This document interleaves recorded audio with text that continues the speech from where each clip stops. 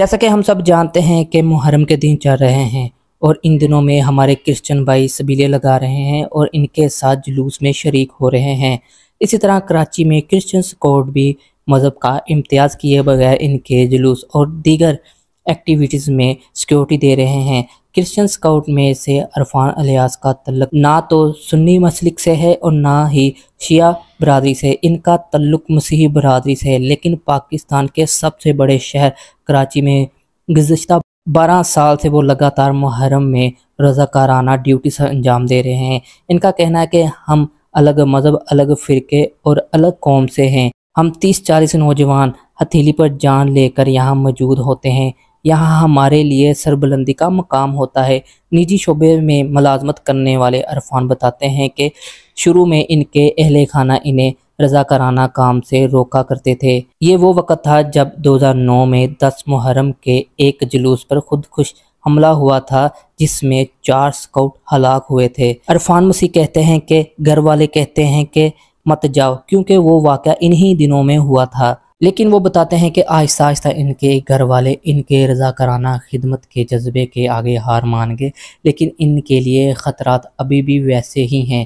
عرفان کہتے ہیں کہ جب ہم سکاؤٹ کا یونیفارم پہن لیتے ہیں تو گھر والوں کو دل میں خدا حافظ کہہ کر آتے ہیں، پتہ نہیں کہ واپس آ سکے یا نہ آ سکے۔ زندگی اور موت بے شک خدا کے ہاتھ میں ہے، کب موت آ جائے کسی کو معلوم نہیں۔ پاکستان میں سکاؤٹنگ ایک رضاکارانہ فریضہ ہے جس میں کوئی معاوضہ نہیں ملتا۔ پاکستانی کرسچن سکاؤٹ میں شامل نوجوان اور سینئر زیادہ تر غریب خاندان سے تعلق رکھتے ہیں جو اپنے مذہبی عقیدے اور سماجی ذمہ داریوں کے نظریے کے تحت یہ فریضہ انجام دے رہے ہیں۔ عرفان الیاس مسیح کے مطابق ہر مہینے انہیں 15 سے 16 گھنٹے دینے ہوتے ہیں۔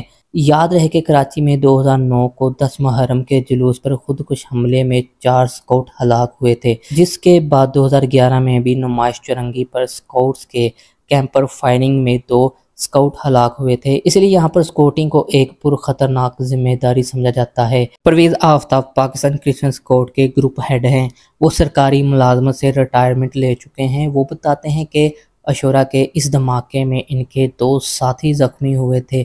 پاکستان کرسچن سکاؤٹس ان 200 سکاؤٹس گروپ میں شامل ہے جو محرم کے دوران مجلس اور ماتمی جلوسوں میں رضاکارانہ ڈیوٹی سے انجام دیتے ہیں۔ ان کے فرائض میں لوگوں کی تلاشی، ٹریفک کا کنٹرول، گاڑیوں کی پارکنگ میں مدد فراہم کرنا اور ابتدائی طبی امداد فراہم کرنا شامل ہے۔ پاکستان کرسچن سکاؤٹ کا قیام 12 دسمبر 1984 کو ہوا تھا۔ اس کے بانی رکن پادری جارج گل کہتے ہیں کہ کرسچن سکاؤٹ کے قیام سے پہلے ہی وہ محرم میں رضاکارانہ فرائض سے انجام دینے پہنچ گئے تھے۔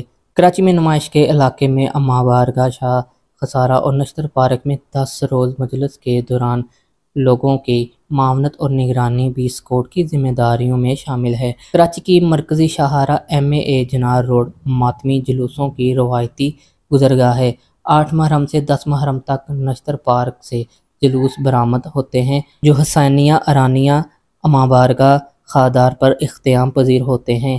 اس دوران پولیس اور رینجر کے علاوہ غیر مسلح سکاؤٹ اس کا ہراول دستہ ہوتے ہیں اور پاکستان کرسچن سکاؤٹ 9 اور 10 محرم کو باغ جناح میں پارکنگ میں بھی معاونت کرتے ہیں اور یہاں شرکاء کی جسمانی تلاشی لی جاتی ہے۔ نوجوان عرفان الیاس مسیح بتاتے ہیں کہ ایک سکاؤٹ ہمیشہ وفادار ہوتا ہے اور ایک سکاؤٹ دوسرے سکاؤٹ کا بھائی ہوتا ہے، پھر چاہے ان کا کسی بھی فرقے سے تعلق ہو۔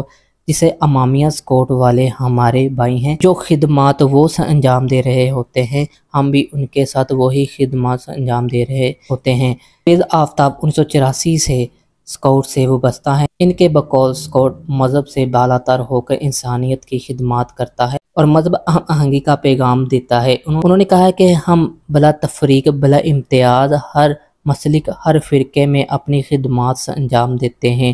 9 اور 10 محرم کے علاوہ عید المیلاد النبی، ہندوؤں کے تہوار دیوالی اور ہولی میں اپنے ہندو بہن بھائیوں کے ساتھ ہوتے ہیں، جبکہ کرسمس اور ایسٹر کے تہواروں پر گرجا گھروں میں تعینات رہتے ہیں۔ ایسی اور مزید کرسچن ویڈیو دیکھنے کے لیے آپ ہمارے YouTube چینل کو ضرور سبسکرائب کریں۔